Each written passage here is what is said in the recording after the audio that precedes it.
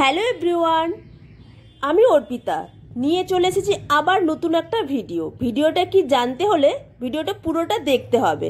তো চলো ভিডিওটা কি সম্পর্কে সেটা তোমাদেরকে বলি। ভিডিওটি হলো ভগবানের নামে চলছে স্ক্যামবাজি। কেন এই স্ক্যামবাজি বলছি, ভিডিওটা যদি দেখো তাহলেই বুঝতে পারবে। দেখো, তুমিও ভগবান মানো, আমরাও ভগবান মানি, ঠিক আছে? তো এখানে কোনো ব্যাপার না। তো আমি যদি ভগবানকে 10 টাকা দিয়েও পুজো দিই সেইটাও ভগবান নেবে, আর যদি 50 টাকা দিয়েও দিই সেটাও ভগবান নেবে, 100 টাকা দিয়েও যদি পুজো নিই ভগবান নেবে, সেটা খুশি ভরে নেবে। সেই ব্যাপারটা হলো মন থেকে আমি কিভাবে ভগবানকে ডাকছি, সেইটা হলো ব্যাপার। আর এইখানে যে ভগবান মানে যে গৌমাতার হচ্ছে 6খানা পা, সেই পা মানে এইটা নিয়েও ব্যবসা চলছে। কেন বলছি এই কথা, হ্যাঁ বললেই বুঝতে পারবে। আমি যদি ভগবানকে 10 টাকা দিই বা যাই কিছু দিই, সেইটাই ভগবান হচ্ছে খুশি মনে গ্রহণ করবে, মন থেকে যদি ভালোবেসে দিই। হ্যাঁ, এদের তো তাতেও এদের মন ভরছে না। আমি 11 টাকা দিই, 21 টাকা দিই, তাতেও মন ভরছে না। এর আগের বছর আমার সাথে পুরো স্ক্যামবাজি হয়ে গেছে। কেন সেটা ভালো করে বুঝতে পারবে এনাদের কথা শুনে। दान कीजिए, गुप्त दान कीजिए और पुण्य के भागीदार बने, मन मुरादे पाएंगे।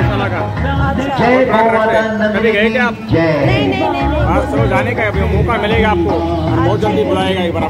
ठीक है, लिखो आपका नाम।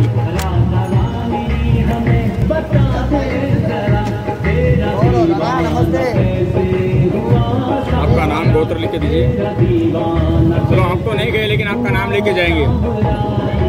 और चिंता ज्यादा नहीं करना, आपको चिंता ज्यादा है खुद के बारे में, बिल्कुल नहीं, घर परिवार का चिंता ज्यादा है।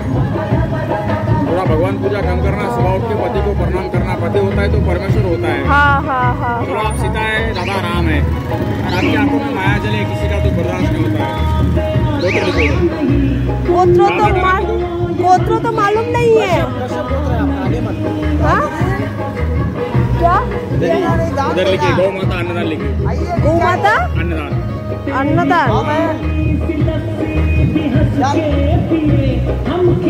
सब लोग दिया, 3000 5000 दिया है। आपको उतना नहीं देना है, आपके नाम से, आपके आने वाली खुशी के नाम से 500 देना है। गौ माता को अब मैंने दे दिया है, मेरे पास उतना नहीं है तो मैं क्या करूं? गूगल पे भी नहीं है मेरे पास, सीरियसली नहीं है। आइए माता और बहनें, मेरे पास नहीं है, सच में है। কত তো আমাকে লিখে নিল, এই যে এখানে অন্নদান লেখো। আমাকে জিজ্ঞাসা করলো মহারাষ্ট্র গেছি কিনা, এখানে গেছি কিনা, ওখানে গেছি কিনা। আমি তো সিম্পল সাদা সাদা প্রশ্ন দিলাম। আমাকে আবার গোত্র জিজ্ঞাসা করলো, ওনার আবার গোত্রও বলে দিল আমার কি গোত্র। তো ওদের মানে মন ভরছে না। ওদেরকে আমি 11 টাকা দিয়েছি, ওদের মন ভরছে না। আমাকে কি চাইছে, প্রথমে চাইছিল 1100 টাকা, তারপর সেখান থেকে এলো 550 টাকা, সেখান থেকে তারপরে আসলো 250 টাকা। তারপরে যখন বলছে আমি যখন বললাম আমার কাছে নেই, তখন কি বললো যে 101 টাকা হলেও অন্তত দাও। রীতিমতো জোর জবরদস্তি। হ্যাঁ, আর এই মাতাজির নাম হলো নন্দিনী।